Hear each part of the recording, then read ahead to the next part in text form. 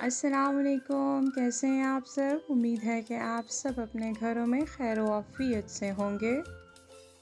आज हम एक रवायती खाना बनाने जा रहे हैं। मेरा नहीं ख़्याल कि किसी को भी आलू गोश्त खाना पसंद नहीं होगा। ये सालन शोरबे वाला बनाया जाता है। ये कहना बेहतर होगा कि आलू गोश्त पकते पकते इसकी खुशबू से भूख में मज़ीद इज़ाफ़ा हो जाता है। आलू गोश्त के सालन बनाने के लिए आप मटन या बीफ का इस्तेमाल कर सकते हैं, लेकिन मैं आज बीफ के साथ ये देगी आलू गोश्त का सालन बना रही हूँ। इस आलू गोश्त बनाने की बहुत सारी रेसिपीज़ हैं, लेकिन मैं आपके साथ एक आसान रेसिपी शेयर करने जा रही हूँ जो जायके में भरपूर है और नहायत आसानी से आपका ये बेहतरीन सा आलू गोश्त का सालन तैयार हो सकता है। तो चलें बढ़ते हैं रेसिपी की तरफ। बिस्मिल्लाहिर्रहमानिर्रहीम। हमने सबसे पहले प्रेशर कुकर में गोश्त को गला लेना है और गोश्त मेरे पास इस वक्त तकरीबन 1.5 किलो गोश्त है। गोश्त डालने के बाद आपने इसमें तकरीबन 1.5 किलो गोश्त में 2 लीटर पानी शामिल कर देना है। पानी शामिल करने के बाद आपने 4 अदद छोटी इलायची इसमें शामिल कर देनी है। 6 से 7 जवे हमने इसमें लहसुन के शामिल कर देने हैं और लहसुन के साथ ही तकरीबन 3 अदद प्याज आपने इसी टाइम शामिल कर देनी है। प्याज डालने के बाद आपने इसमें 1 टेबल स्पून नमक शामिल करने के बाद आपने इसको तकरीबन 30 मिनट के लिए प्रेशर दे देना है। जब तक गोश्त गलता है तब तक हमने इसका मसाला बना लेते हैं। आपने एक देगची में 1 कप घी शामिल करना है। अगर आपने देगी आलू गोश्त बनाना है तो आपने इसमें घी का इस्तेमाल करना है। घी जैसे ही गर्म हो जाता है तो आपने इसमें तकरीबन 2 टेबल स्पून आपने इसमें अदरक लहसुन का पेस्ट शामिल कर देना है और हमने तब तक इसको पकाना है जब तक इसमें से अरोमा आना शुरू ना हो जाए।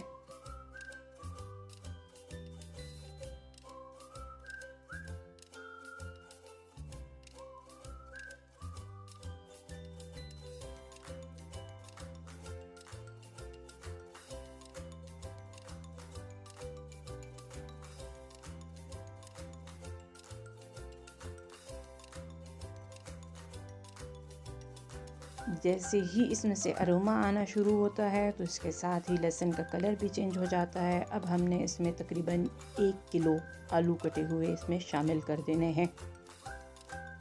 आलू शामिल करने के बाद आपने इसको तकरीबन 5 से 10 मिनट तक ही इसको भूनना है। इतने में ही हमारा गोश्त बिल्कुल गल चुका है। आप देख सकते हैं प्याज भी उसमें गल चुका है।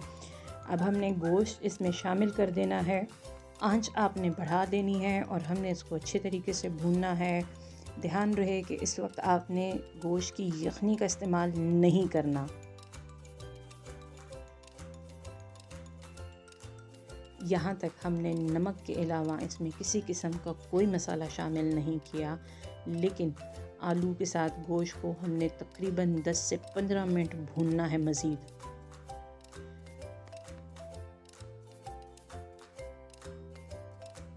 तकरीबन 10 मिनट में ही ये आलू गोश्त अच्छे तरीके से भुन चुके हैं। अब हम इसमें मज़ीद इंग्रेडिएंट्स शामिल कर देते हैं। सबसे पहले हमने इसमें टमाटर शामिल करने हैं, लेकिन मैं टमाटर की जगह टमाटर प्यूरी का इस्तेमाल कर रही हूँ। मैंने 3 टेबल स्पून इसमें टमाटर प्यूरी ली है और मैं इस प्यूरी की रेसिपी आपके साथ शेयर कर चुकी हूँ। मैं इस डिस्क्रिप्शन बॉक्स में उसका लिंक दे दूँगी। प्यूरी शामिल करने के बाद आपने 3 से 4 इंच का अदरक का टुकड़ा इसमें शामिल कर देना है। और अब हमने इसमें स्पाइसेस शामिल कर देने हैं। स्पाइसेस में सबसे पहले मैंने हाफ़ टी स्पून इसमें भुना हुआ ज़ीरा लिया है। हाफ़ टी स्पून इसमें कुटा हुआ पिसा हुआ धनिया शामिल किया है। हाफ़ टी स्पून इसमें हमने सुर्ख मिर्च पाउडर का इस्तेमाल किया है और हाफ़ टी स्पून इसमें हमने हल्दी शामिल कर दी है। हाफ़ टी स्पून हमने इसमें मोटी कुटी हुई मिर्च का इस्तेमाल किया है और हाफ़ टी स्पून हमने इसमें काली मिर्च का इस्तेमाल किया है। अब आपने इन तमाम मसालों को इस गोश्त में अच्छे तरीके से मिक्स कर देना है और आपने इसको तकरीबन 3 से 4 मिनट अच्छे तरीके से भूनना है।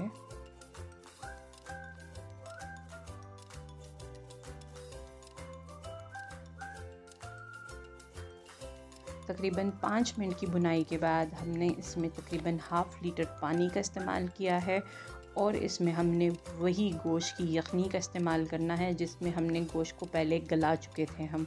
हमने इसमें दोनों चीज़ों को शामिल करने के बाद आपने इसको तकरीबन 30 मिनट के लिए हल्की आंच पे दम पे लगा देना है। तकरीबन 30 मिनट में ही ये आलू बिल्कुल गल चुके हैं और ये आलू गोश्त का सालन बिल्कुल तैयार है। अब हमने फ़ाइनल टच के लिए इसमें हाफ़ टी स्पून गरम मसाला पाउडर का इस्तेमाल किया है। 3 से 4 आपने हरी मिर्चें शामिल कर देनी है और आपने एक बंच धनिए का शामिल करके आंच आपने बंद कर देनी है। आपका ये देगी आलू गोश्त का सालन बिल्कुल तैयार है और यकीन जाने इसका जायका गरम मसाला शामिल करने के बाद मज़ीद बढ़ चुका है। और अब आपने आंच बंद करके इसको तकरीबन 30 मिनट के लिए छोड़ देना है। अच्छा, नमक मैंने टेस्ट किया है तो इसमें नमक मुझे कम लगा है, मैंने हाफ़ टी स्पून नमक और शामिल कर दिया है। आप इस सालन का इस्तेमाल चावलों के साथ या ख़मीरी नान के साथ भी कर सकते हैं। आप देख सकते हैं कि हमारे आलू गोश्त का ये सालन बिल्कुल तैयार है। मुझे उम्मीद है कि आपको ये रेसिपी ज़रूर अच्छी लगेगी और आप इस रेसिपी को ज़रूर ट्राई करेंगे। और आप जब ये रेसिपी ट्राई करें तो प्लीज़ कमेंट्स के ज़रिए अपनी राय का ज़रूर इजहार करें।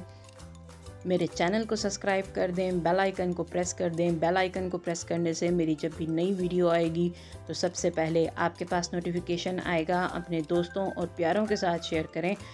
मुझे अपनी दुआओं में याद रखें। मिलते हैं एक नई रेसिपी के साथ। शुक्रिया। अल्लाह हाफ़िज़।